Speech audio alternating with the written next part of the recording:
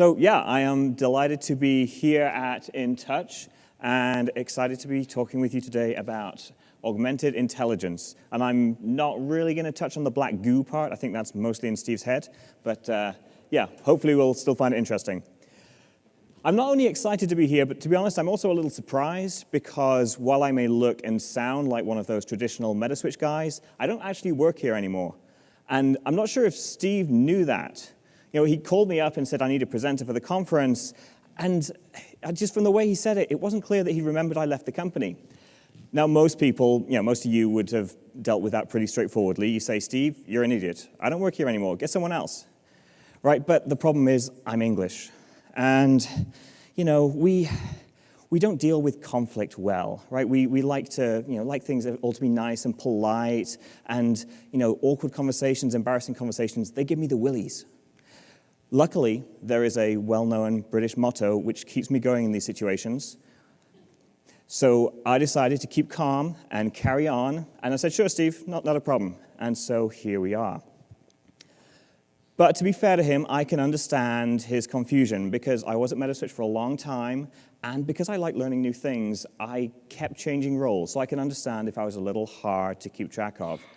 So for Steve's sake, just for a couple of minutes before we dive into our topic, I'm going to catch you up on what I've been doing the last couple of years and how I come to be here today. So I left Metaswitch in 2015, and I wanted to do something totally different, learn something new, a new industry, and so I looked at 3D printing.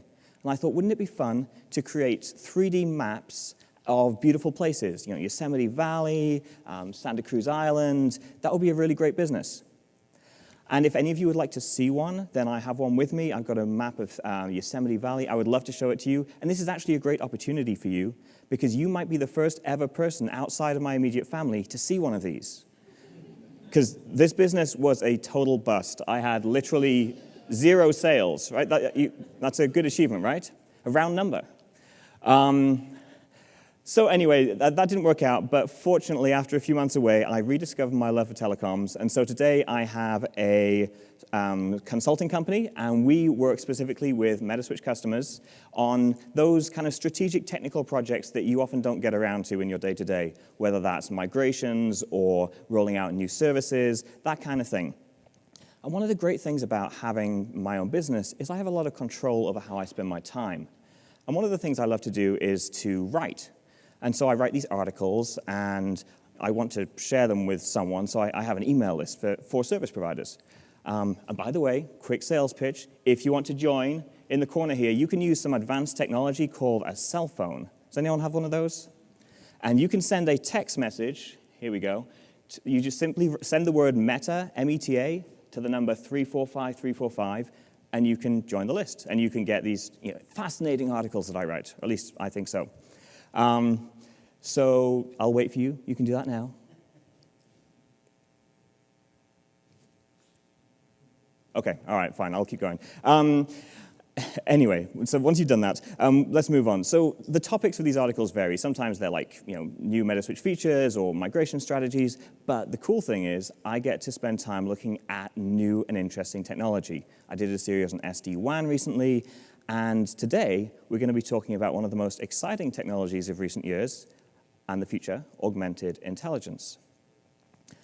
And when I say augmented intelligence, I'm really using this as a placeholder for a few different ideas. Steve mentioned artificial intelligence, there's also machine learning, and we're going to throw in some other concepts like the Internet of Things and big data, and as many buzzwords as I can possibly fit into the next 45 minutes. And if you're sitting here thinking, I don't know what any of these terms mean, don't worry, it's my job to fix that. And if we get to lunch and you still don't know, then come and bug me over lunch, that will be fine.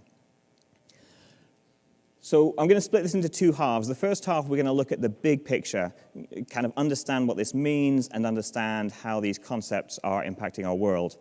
And then in the second half, we're going to look a bit more focused on telecoms and how all of this can impact us in our businesses. So where do we start? Let's start with the Internet of Things. Did you know that there are 11 billion things connected to the Internet? Right? It's a big number. And that number does not even include those devices we would traditionally consider to be computers. So laptops, desktops, smartphones, tablets, we're not including those. These are just devices that don't have a person sitting there operating them. So, but what are they then? What does that mean if it's not computers? So some of it's the things you see in smart home commercials. You've got your smart watch, your wearables, you've got your smart door lock, your smart water meter, your thermostat, all of these things. But not just in the home. You also have IoT devices in industry, doing scientific research, monitoring factory production, in farms. In every different aspect of our society, we have these devices. And what are they doing? They're gathering data. They're mostly sensors of some kind. They're gathering data, lots of data. Cisco estimate that by the end of 2019, so about 18 months from now, the rate of data collected by these devices will reach 500 zettabytes per year. So can I get a show of hands? How many of you know what a zettabyte is? I think that's 0. Okay, good. Oh, no, maybe 1. Okay, good. So if it helps, and it may not, 1 zettabyte is 1 trillion gigabytes or 1 billion terabytes, but we're just going to go with a lot.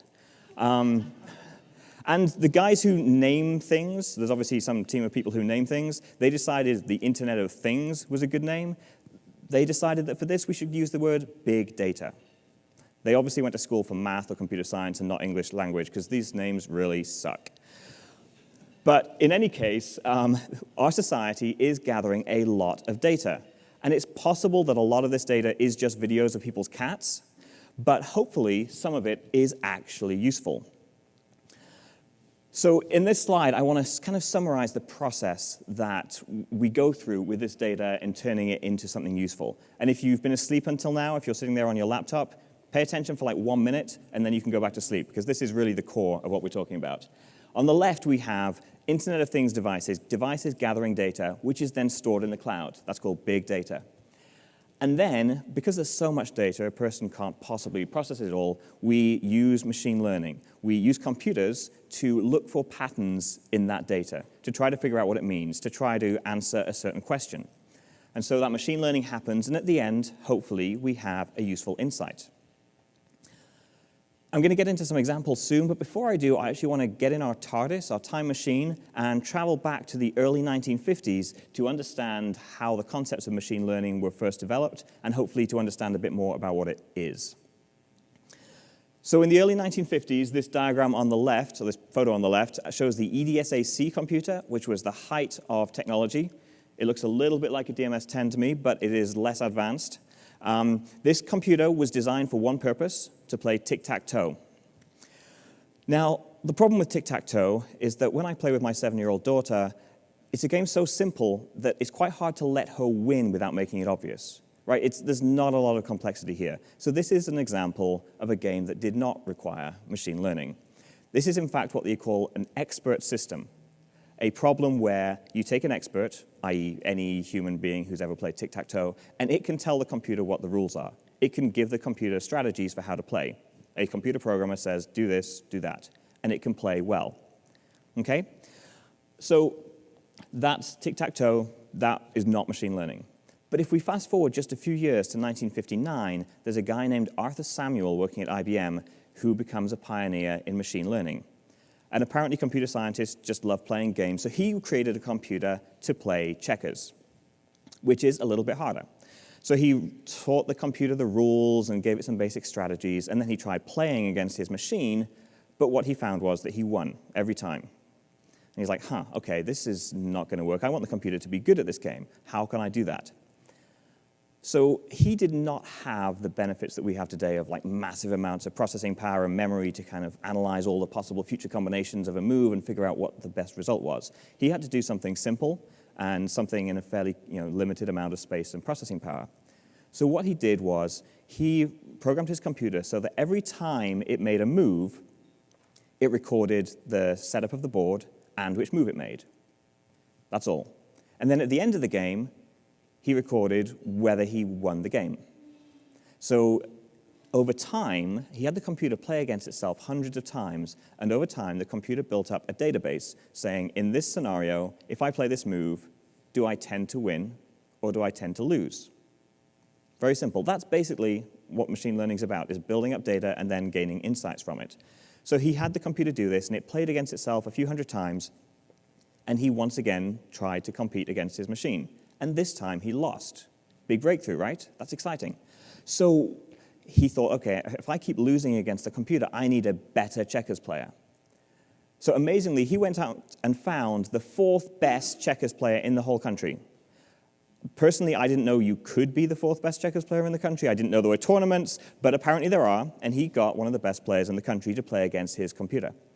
And perhaps not surprisingly, given that I'm telling you this story, the computer won. So in just a few short years, using machine learning, we got a computer that was really good at checkers. And of course, in later years, the computer power advanced and the science advanced, and I can remember in 1997 when Garry Kasparov lost to IBM's Deep Blue computer. And as recently as last year, AI machines conquered the final frontier. Apparently, the most complex game that we play is the Chinese game Go. And last year, Google had a computer named AlphaGo that beat the world champion Go player.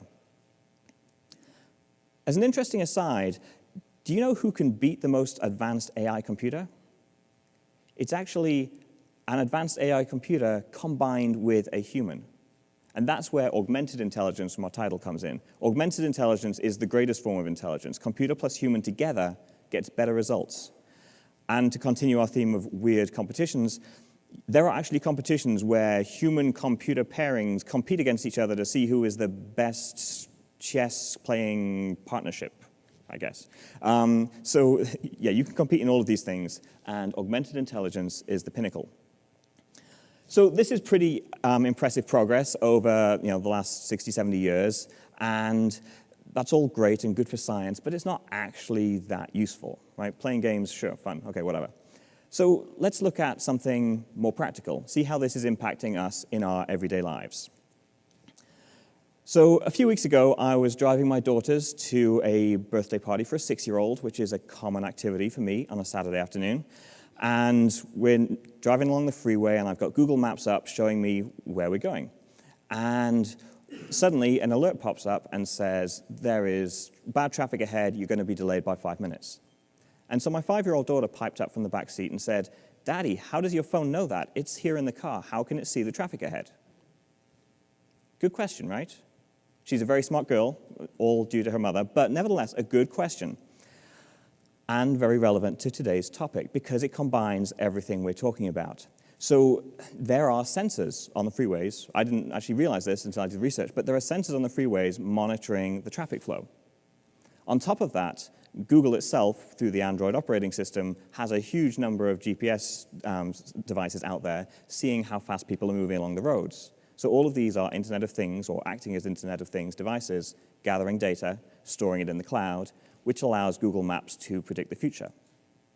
Now, sometimes predicting the future isn't hard. In my case, I was on the freeway, there were no exits, there was slow traffic just in front of me. It's kind of obvious what's going to happen. I'm going to have to slow down, right? But what if I was on a 2-hour journey and it's predicting there will be bad traffic in 90 minutes 100 miles away? How does it do that? And the answer is pattern matching. It has gathered data over many previous days and years, and it knows what traffic typically ends up being like at 5:30 on a Thursday in Los Angeles, say. Right? It knows that traffic is going to be bad. We know that too, right? But it can do better than that. It can, because it's looking for the patterns and it's looking at our current data, it knows what the morning traffic was like, which helps it predict more precisely what the evening traffic is going to be like, because there is a link. And I'm sure there are many more links more complicated than that. But it has all this data, it's looking for patterns, and it's able to make a prediction for us. So let's move into a slightly different area. Not only do consumers use this, but also businesses and retailers.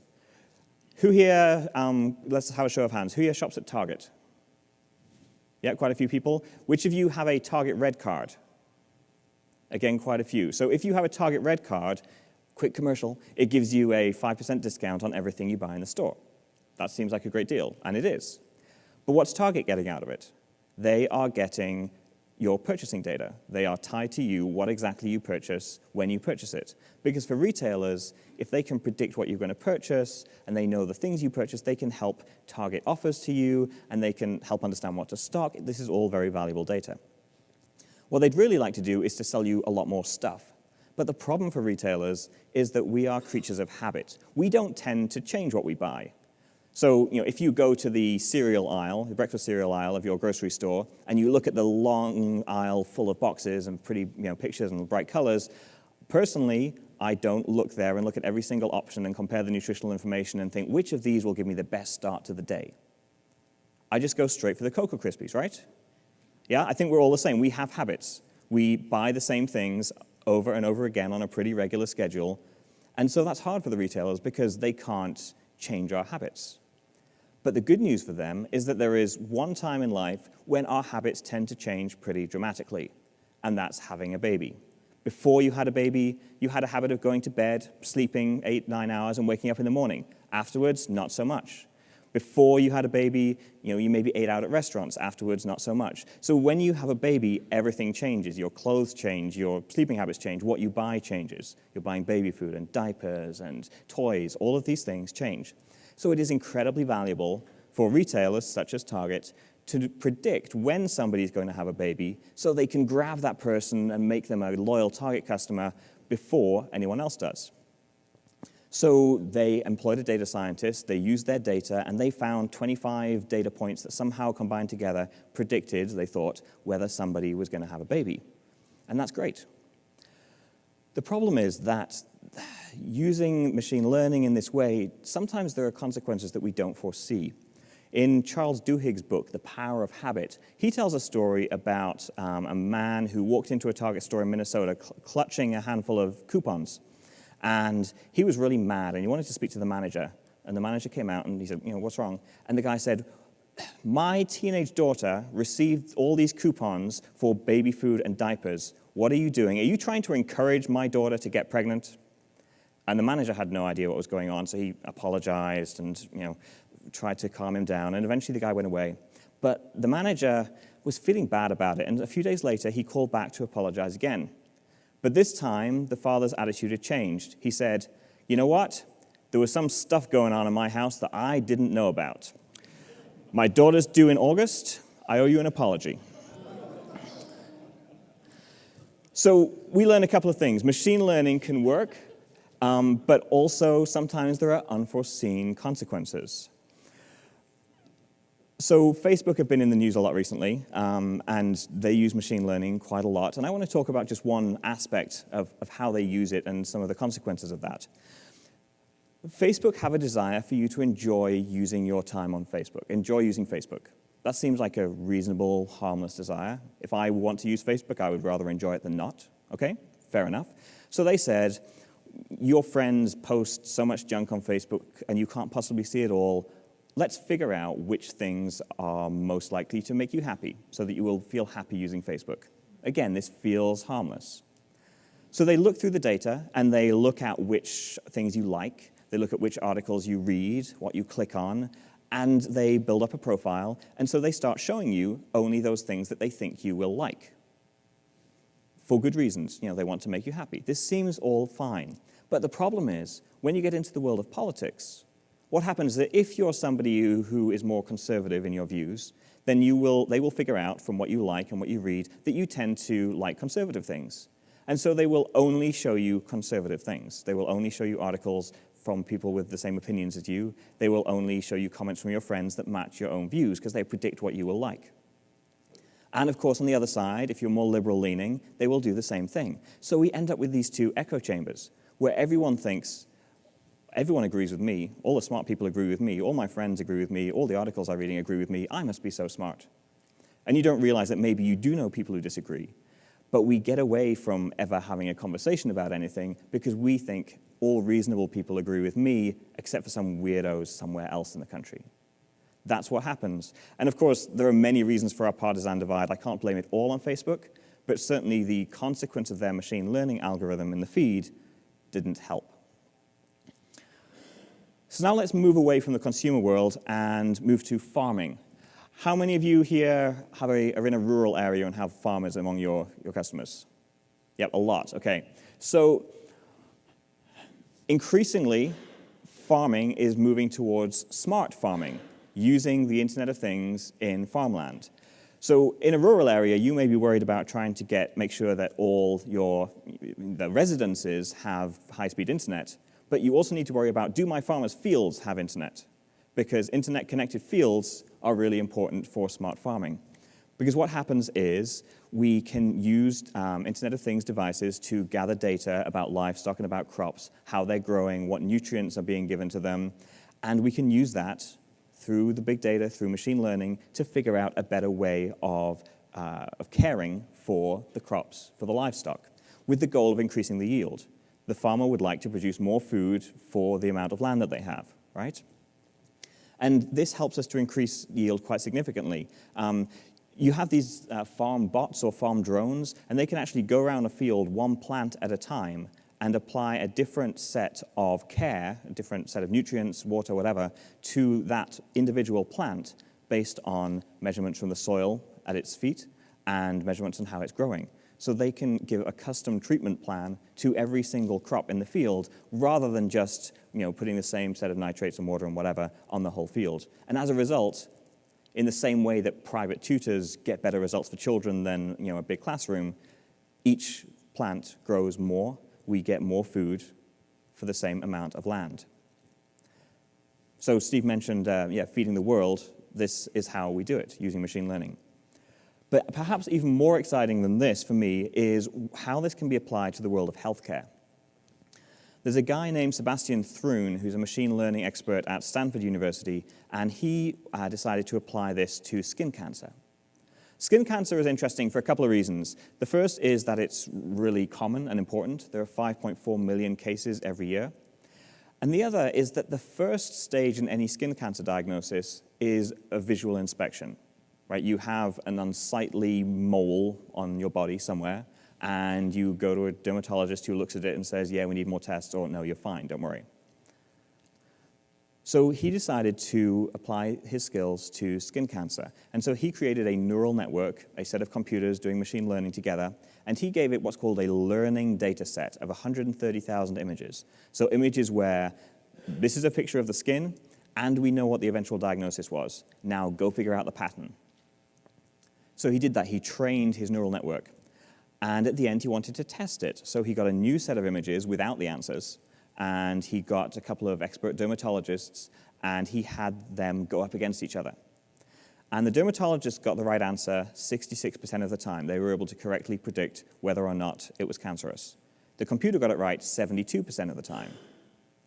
So a 6% improvement. That's not bad at all, right? That's pretty good. That probably represents, I don't know, tens of thousands of lives. That's a good thing. But actually, that's not what is most important about this. Because as you can see from the slide, the problem with skin cancer is that survival rates vary heavily depending on how quickly you spot it. As you can see, if you spot it early, you've got great chances, whereas if it's late, not so much. But the problem is a lot of people are like me. If I had a weird mole on my neck, I wouldn't immediately think, I'm going to make an appointment with the doctor and run there right now to check it out. Instead, what do I think? I think, it's probably nothing. I'm sure it'll go away on its own. And I think many people are the same. We don't want to go to the doctor. It's time-consuming. It's expensive. It's just not that pleasant an experience. I'm sure all my problems will go away if I just ignore them. Turns out that's not always true, but the good news is there is hope that the research that Sebastian Thrun has done and his team could one day be applied through a smartphone app. So now imagine if instead of having to go to the doctor, I just have to download an app and take a photo of my nose or whatever it is that looks weird. Then suddenly I could get an instant diagnosis, and I could know, do I need to go to the doctor for more tests or can I ignore it? And I'm much more likely to do that right away.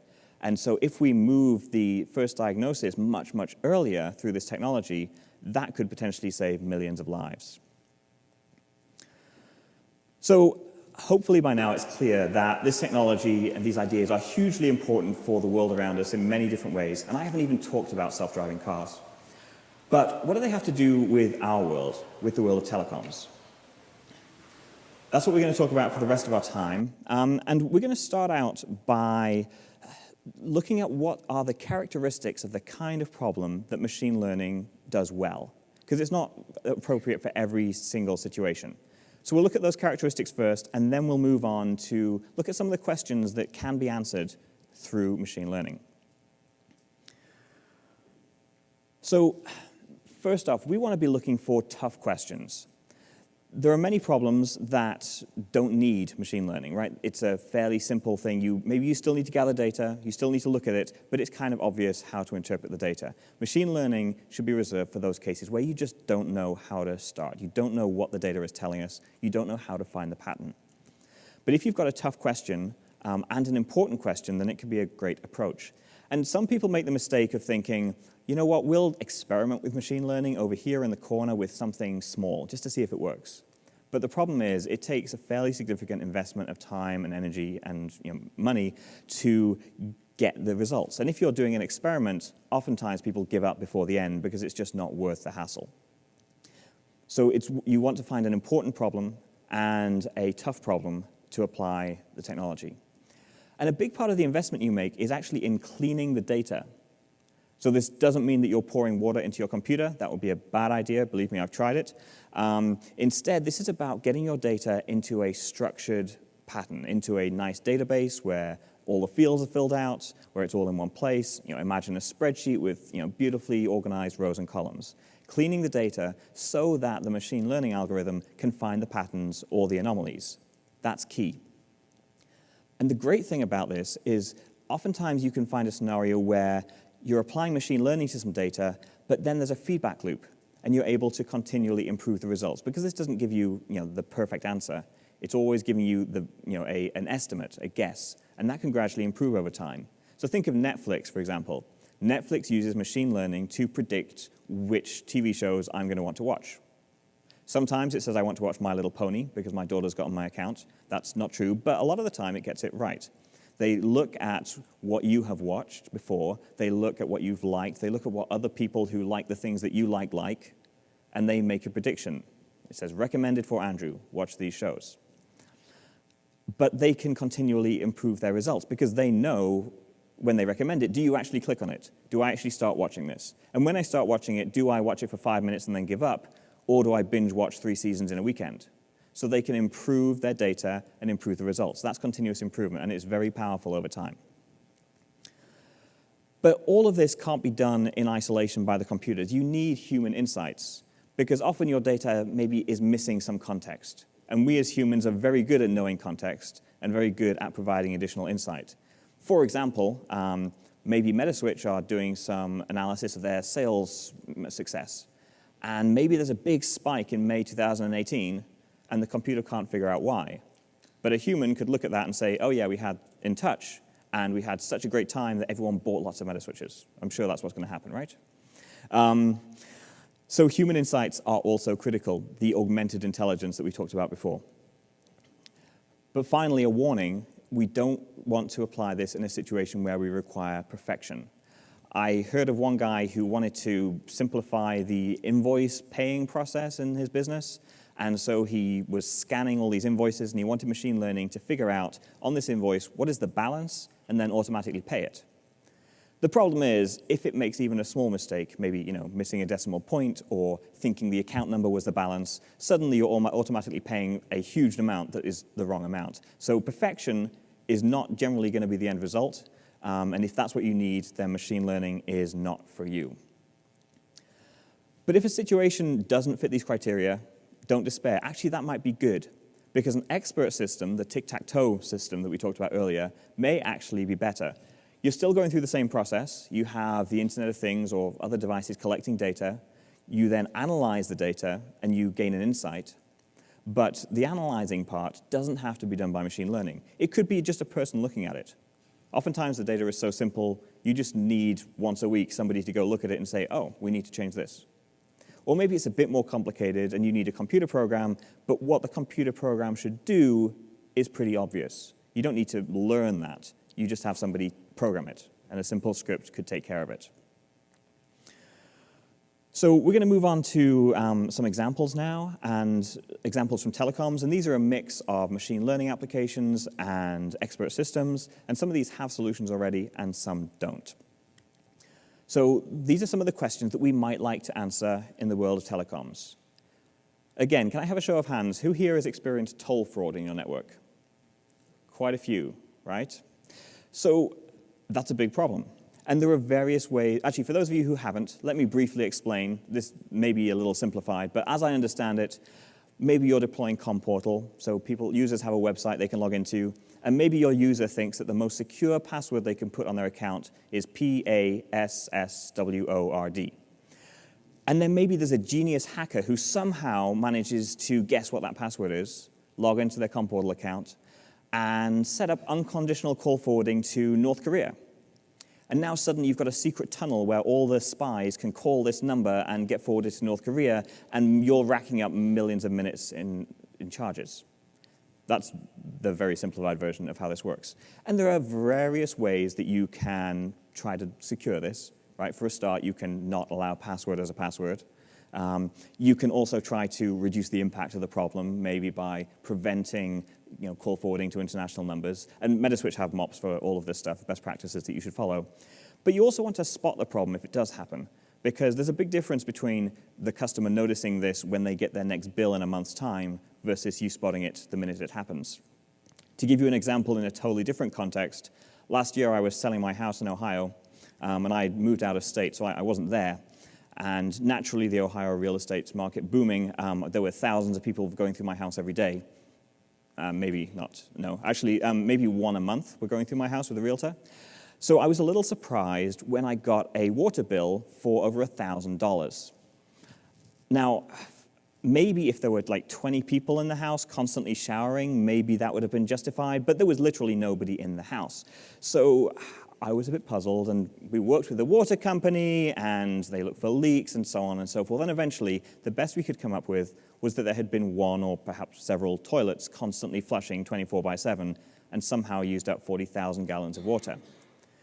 If I had been smart, if I had a smart home, had some home automation, if I had a smart water meter, that water meter could have been looking at the water usage, looking at the patterns. It could have spotted that continual high water usage is an anomaly. It's not what usually happens. And it could have alerted somebody the first day it happened, or even slowed the water use, right, potentially.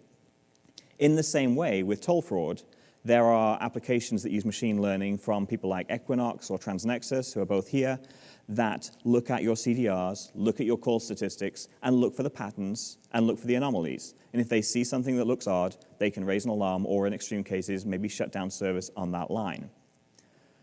So that's an application of machine learning in our network to solve a real expensive problem. Another one is robocalls. I think Joe's going to be talking about robocalls this afternoon, but this is another area where you've got large quantities of data, and the robocall database is trying to determine which calls are bad and which calls are good, and it's looking for patterns. It's using machine learning to do that. A third example where we already have software that does this is speech to text. Many of you will use Nuance or similar to convert, say, voicemails to text so that you can read the transcription. And you remember how I said earlier that machine learning isn't perfect? Sometimes it goes wrong. Sometimes you get a message that looks something like this. And when that happens, we laugh and we forward it to the person who sent it and say, "Isn't this technology stupid? Ha, ha, ha, ha."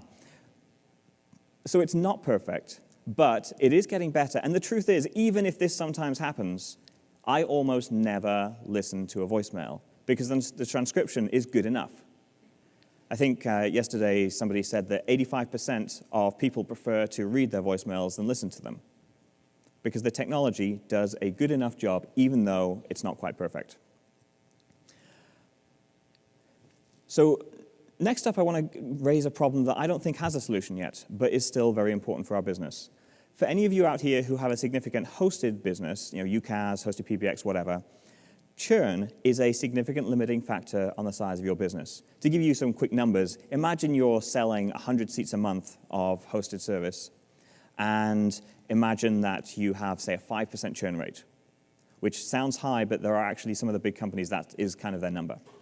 So when you first start, your first month you sell 100 seats, and that's fine. Your second month you sell another 100 seats, and you churn out 5%, so maybe 5 of the first months churn out. Not a big deal. You're selling way more than a churning out. It's not a problem. But as you grow, the 5% becomes a bigger and bigger part of your of your customer base, right? And then you get to the point, I should have done the math in advance, but you get to 1,000 seats, and 5% is 50, right? That's half of your sales each month are churning out. And you get to 2,000, and suddenly the number of sales you're doing every month matches your churn, and the size of your deployment stops growing. Whereas, of course, if you could control churn, if you could figure out who was going to churn and maybe prevent them from churning through some customer care or whatever, then maybe you can get your churn, maybe you can halve your churn and double the possible size of your business. This is a big, important problem. And actually, there are studies where people have looked at churn in telecoms and tried to use machine learning to find the patterns. The bad news is these studies are in the world of cell phones. So it's looking at people using cell phones rather than hosted business. But if you're interested, nevertheless, again, sign up for the mailing list, and I'll send out the slides and a link to these studies so that you can see that. But if you think about what data you have in your business, you think about trouble tickets that you have, you think about call usage data, you think about demographics of your subscribers, the age of their deployment, that you can imagine there may well be a pattern in there, something that could predict when somebody's going to churn. And if you could predict that, there are things you could do to help prevent it.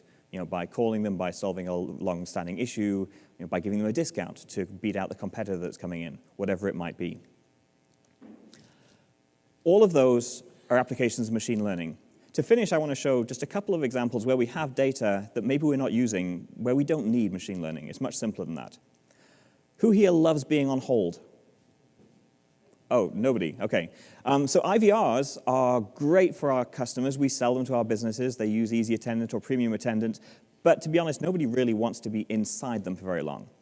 But within your EAS deployment, you have statistics showing which menu keys on an IVR are most used. So there's a very simple piece of human analysis you could offer to your customers to say, did you know that the most common button people press on your menu is number 9? Wouldn't it be great if that was number 1, so those people didn't have to listen to all the other options before they chose their option? Wouldn't that make your customers happier? Very simple application. Looking at data, doing some very simple analysis, and making a change. And then finally, Metaswitch have a fairly new product called Behavioral Analytics, where they can analyze, or they can provide you the software to analyze how your subscribers are using their features, whether that's voicemail or call forwarding or whatever. They can produce statistics showing how those features are used, which then you can imagine could have impact on your marketing, on how you bundle your features together, on your pricing. Again, an application of data through a fairly simple set of analysis, not requiring machine learning, but something that we often don't do. So I have just a couple of minutes left, and so I'm going to finish with some brief thoughts on how you could apply this to your organization. And I recommend you start by brainstorming.